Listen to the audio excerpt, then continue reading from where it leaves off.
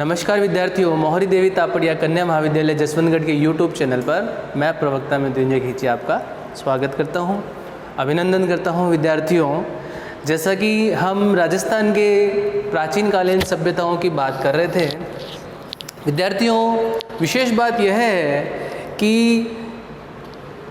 प्राचीन कालीन सभ्यताओं में कालीबंगा के जो हमने 2 वीडियो अभी तक बनाए और दोनों ही वीडियो में हमने जो है उससे संबंधित सारे तथ्य जो है बोर्ड पर आपके सामने लिखे हैं। आप जब इसके सामाजिक, आर्थिक और धार्मिक जीवन की हम बात कर रहे हैं तो उन्हीं बिंदुओं के संदर्भ में मैं आपको जो है वह एक एक चीज़ जो है वो क्लियर करते करते आगे बढ़ता हूँ।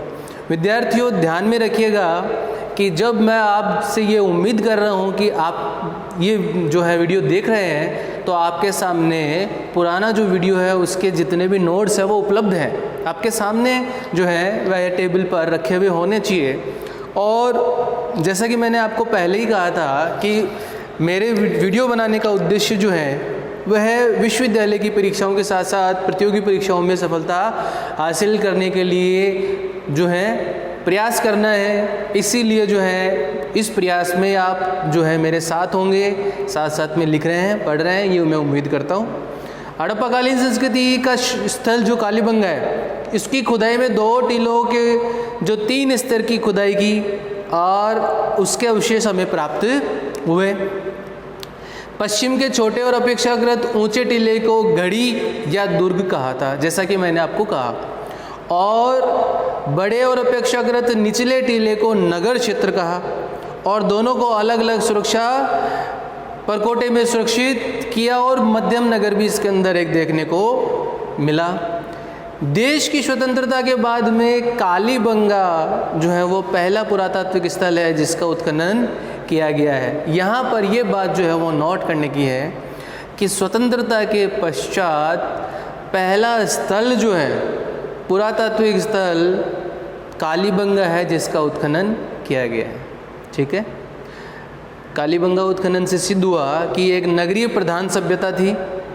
यहाँ के नगर निर्माण जो है वो सुनियोजित थे और सड़कें चौड़ी उत्तर से दक्षिण की ओर, पूर्व से पश्चिम की ओर समानांतर रेखा में एक दूसरे को काट रही है। 90 डिग्री के कोण पर, समकोण पर सड़कें जो है एक दूसरे को काट रही है, जैसा कि मैंने पिछले वीडियो में भी जिक्र किया था। और दुर्ग है और जो है ग्रिड पैटर्न पर घर बने हुए हैं व्यवस्थित रूप में।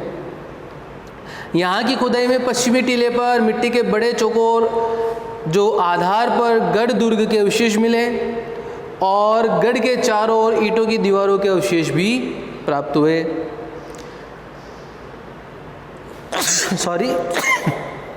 इस चौरस आधार पर बड़े बड़े कमरे, दालान, कुएं और इनकी मौजूदगी देखने को मिली और अनुमान लगाया कि बस्ती के समीप ये बने हुए अवशेष या तो दुर्ग के हैं या किसी मुखिया के आवास के हैं, जो नगर की सुरक्षा का साधन भी माना गया है। इसकी क्षेत्रीय व्यवस्था प्रमुख केंद्र जो है वह कालीबंगा का रहा है। निम्न स्थल की अगर बात करते हैं तो नगर क्षेत्र में सामान्य लोग निवास करते थे, जिनके मकान जो है वह कच्ची ईंट और पक्की ईंट के बने हुए हैं। जैसा कि कल के वीडियो में हमने देखा था कि कुछ इतिहासकार कह रहे हैं कि जल निकास प्रणाली का अभाव देखने को मिला है और कुछ इतिहासकारों ने यह कहा है कि नालियाँ और कुएं पक्की ईंटों के हैं और जो है घर वह कच्ची ईंटों के मिलते हैं। इसके अलावा पूरा नगर जो इन सड़कों के जाल से कई चौकोर खंडों में विभक्त है, जिन्हें मोहल्ला या कॉलोनी कह सकते हैं। मकानों के द्वार मुख्य सड़क पर नहीं खुल रहे। ये बात जो है वह एक विशेष जो है दिलाती है सभ्यता को कि घर जो है उनके अंदर जो दरवाजे और खिड़कियां हैं वह मुख्य मार्ग पर नहीं खुल के पीछे की ओर खुल रहे हैं। तो इससे यह अंदाज़ा लगाया गया है, इतिहासकारों ने यह कहा है कि हो सकता है कि जो वायु प्रदूषण से बचने के लिए इस प्रकार जो है किया गया हो। और कुछ इतिहासकारों ने कहा है कि हो सकता है कि सुरक्षा की दृष्टि से ऐसा किया गया है। मोहल्ले की सड़क जो है वो मुख्य सड़क पर जा रही है। घरों के गंदे पानी के निकास हेतु सड़क के दोनों और पक्की ईंट की बनी हुई नालियाँ मिली हैं जो ढकी हुई हैं, और साथ ही शोषण पात्र, विशेष प्रकार के गोलाकार मृद पात्र। यानी कि कुछ इतिहासकारों ने यह कहा है कि जिस प्रकार अगर आप घड़े को बीच में से तोड़कर और उसमें छिद्र निकालकर और इस प्रकार का पात्र बनाते हैं जिसे सोक पीट्स का है, कि जिससे नाली के जो छोटी नाली जो बड़ी नाली में खुल रही है और वहाँ उसे लगाकर और कचरा को जो है उसे नाली के पानी से अलग करने की इस प्रकार की व्यवस्था भी देखने को मिली है। घरों में ईंटों का प्रयोग है। मिट्टी का जो ईंट है उसका आकार है लगभग 30 गुणा 15 गुणा 7.5 सेंटीमीटर, यानी कि लगभग जो है वो इस आकार की ईंटें मिली हैं। ईंट की चुनाई करने के बाद मिट्टी के गारे का प्लास्टर भी किया गया है। तो मिट्टी के प्लास्टर से ईंटों की चुनाई की गई है।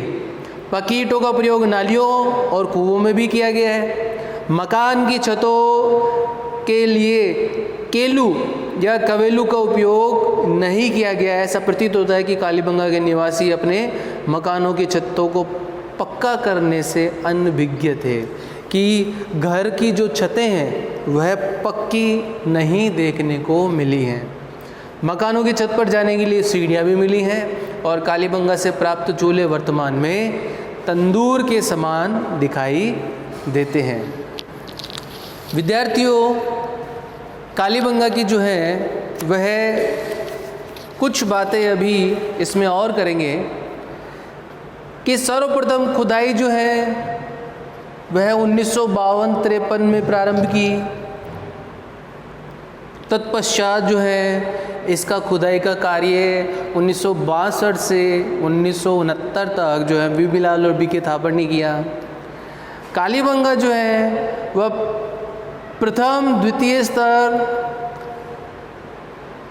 को हड़प्पा से प्राचीन माना गया है। अगर कालीबंगा के स्तरों की बात करते हैं तो प्रथम और द्वितीय स्तरों की खुदाई से यह अंदाज़ा लगा है कि यह हड़प्पा से प्राचीन है। तभी मैंने आपको कहा था कि कालीबंगा से प्राक हड़प्पा यानी ताम्रकालीन संस्कृति के अवशेष भी मिल रहे हैं। खुदाई के लिए घग्गर नदी के जिसका प्राचीन नाम सरस्वती था टीले को चुना। आसपास की भूमि से लगभग 12 मीटर की ऊंचाई पर थे और जिनका क्षेत्रफल 1/2 यानी लगभग आधा किलोमीटर के आसपास था। इसमें गहरी और चौड़ी खुदाई की गई।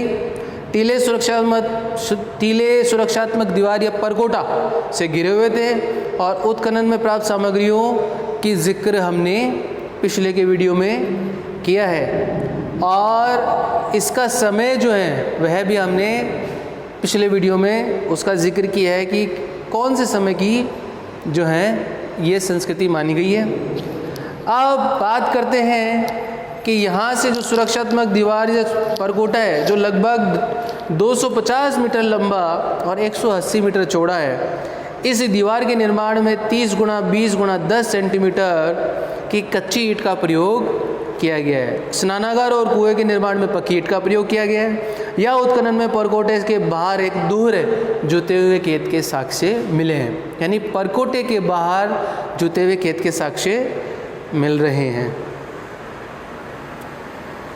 जो विश्व में जुते हुए खेत के प्राचीनतम प्रमाण माने गए। विश्व में, यहाँ ध्यान देने वाली बात यह है विद्यार्थियों कि विश्व में प्राचीनतम प्रमाण मान रहे हैं, अर्थात कालीबंगा का ये जो स्थल है यह कृषि के प्राचीनतम प्रमाणिक स्थलों में एक है।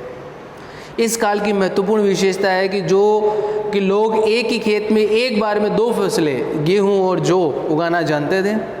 इस काल की एक अन्य विशेषता है बेलनाकार तंदूर, जो कि यहाँ से हमें मिले हैं। प्राक हड़प्पा की बस्ती में सार्वजनिक नालियों के अवशेष नहीं मिले।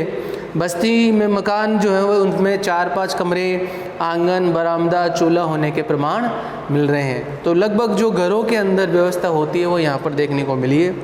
छोटे टीले के उत्खनन में लाल और गुलाबी रंग के चाक निर्मित मृदभांड, साधारण तश्तरियाँ, संकड़े, मुख के घड़े, मटके, तांबे और पत्थर के बने मनके, शंख, तांबे की चूड़ियाँ, पक्की मिट्टी के खिलौना गाड़ी, बैल की खंडित मूर्ति और पत्थर के खिलौने या जो है सिलबट्टे, ये यहाँ से मिले हैं। तो विद्यार्थियों इन वस्तुओं पर जो है वो एक बार पुनः गौर कीजिएगा कि चाक पर निर्मित बर्तन यानी कि कुंभकारी जो है उसकी जानकारी इनको रही है। साधारण तश्तरियाँ, संकरे मुख के घड़े यानी जो घड़े हैं उनके मुख संकरे हैं, मटके, तांबे और पत्थर से बने मनके। मनके जो है वह हो सकता है कि पूजन या हवन सामग्री पूजा में काम में लिए जाने के लिए बनाए जाते हों। और शंख और तांबे की चूड़ियाँ जो हैं मिट्टी की खिलौना गाड़ी। शंख भी जो है वह पूजा सामग्री के रूप में देखने को मिलती है। तांबे की चूड़ियाँ और मिट्टी की खिलौना गाड़ी जो है, तांबे की चूड़ियाँ सौंदर्य प्रसाधन हेतु और मिट्टी की खिलौना गाड़ी जो है वो मनोरंजन के रूप में देखने को मिली है। और बैल की खंडित मूर्ति यथार्थ बैल जो कि सिंधु घाटी सभ्यता का प्रमुख पशु रहा है, मुख्य पशु रहा है, उसकी जानकारी भी यहाँ कालीबंगा से मिल रही है। पत्थर के सिलबट्टे जिन पर जो है मसाला पीसे जाने की जानकारी इतिहासकार देते हैं। प्राग हड़प्पा यह बस्ती किसी प्राकृतिक आपदा या भूखंड के कारण 2400 ईसा पूर्व के लगभग काल कवलित हो गई, 2400 ईसा पूर्व के, और वर्षों तक वीरान रहने के कारण उस पर रेत की परत छा गई। 2350 ईसा पूर्व के आसपास सिंधु सभ्यता के लोगों ने इस बस्ती के अवशेषों पर नई बस्ती विकसित कर ली। तो इसका मतलब यह हुआ कि यहाँ से जो बस्ती देखने को मिली है उसका भी जो है बनना और जो है टूटना फिर पुनः बनना ये देखने को मिलता है।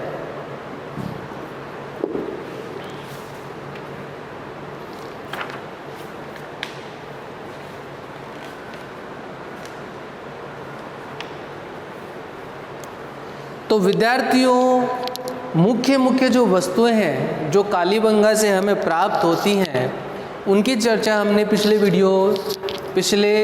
2 और आज ये तीसरा वीडियो हम बना रहे हैं इसके अंदर हमने की है। उम्मीद करता हूँ कि आपको यहाँ तक जो है वो समझ में आया होगा। इसके बाद में कुछ सामाजिक और धार्मिक जीवन की चर्चा हम नेक्स्ट वीडियो में करेंगे। कालीबंगा जो है वो आपको इसीलिए भी पढ़ना आवश्यक है क्योंकि कालीबंगा से जो प्राप्त सामग्री है, अवशेष है, वह दूसरे स्थलों से भिन्न है। तीसरा, हमने ये कहा था कि यह सिंधु घाटी सभ्यता की तीसरी राजधानी मानी गई है। तो इसीलिए भी यह महत्वपूर्ण है क्योंकि यह हड़प्पा का वह स्थल है जो कि राजस्थान के अंदर देखने को मिलता है और लगभग ये मानते हैं कि राजस्थान में प्राप्त स्थलों में सर्वाधिक विस्तृत जानकारी यहीं से मिल रही है। तो इसीलिए हड़प्पा का यह स्थल जो ताम्रकाल और कांस्यकाल दोनों ही जो है कालों की जानकारी दे रहा है, इसीलिए दूसरे स्थलों से भी भिन्न हो जाता है। विद्यार्थियों, आज के वीडियो में हमने जो है वह लगभग कुछ महत्वपूर्ण बात जो कालीबंगा की है, इसे हम आगे नेक्स्ट वीडियो में बढ़ाएंगे। इसके हमने 2, 3 या 4 वीडियो इसीलिए बनाए क्योंकि इस पर आपको ज़्यादा फोकस करना है। अभी तक जो हमने आहड़, बागोर, गिलुंद या बालाथल या गणेश्वर या नौह, सुनारी, जोधपुरा जिन भी स्थलों की बात की है, ये कंपटीशन लेवल पर तो इनके संबंधित प्रश्न पूछते हैं। लेकिन बड़ा प्रश्न विश्वविद्यालय के स्तर पर यानी कि कॉलेज के जो परीक्षाएं हैं उनमें अगर बड़ा प्रश्न पूछते हैं तो उसमें कालीबंगा जो है वह महत्वपूर्ण होता है। कालीबंगा पर टिप्पणी भी लिखा सकते हैं आपको, इसीलिए जो है इस पर हम जो है वह 3 से 4 वीडियो बना रहे हैं। इस पर आपको बड़ा प्रश्न कॉलेज जो है की जो परीक्षा है, विश्वविद्यालय की परीक्षा है, उसमें लिखना है। उम्मीद करता हूँ आप जो है वो मेरे बताए हुए नोट्स, मेरे बताए हुए जो तथ्य हैं उनके साथ में जो पुस्तक है उसको पढ़ते हुए अपना उत्तर लिखने का प्रयास करेंगे। विद्यार्थियों, केवल वीडियो देखना ही हमारा उद्देश्य नहीं है। वीडियो इसीलिए बनाए जा रहे हैं ताकि आपकी जो पढ़ाई है वह बीच में अधूरी नहीं रहे। इस पढ़ाई को जिस तरह हम लोग सीरियस ले रहे हैं उसी प्रकार आपसे भी हम उम्मीद कर रहे हैं कि आप भी सीरियस लेंगे, साथ में पढ़ेंगे, इन्हें लिखेंगे और जो मैटर टीचर्स या शिक्षकों के द्वारा पढ़ाया जा रहा है उसमें पुस्तक को ऐड करके फिर उत्तर लिखने का प्रयास करेंगे तो आप जो है बहुत ही अच्छे अंक प्राप्त करेंगे। साथ साथ में पढ़ते रहिए, लिखते रहिए और वीडियो को लाइक कीजिए, शेयर कीजिए और अपने सहपाठियों के साथ में भी इसकी चर्चा कीजिए। धन्यवाद।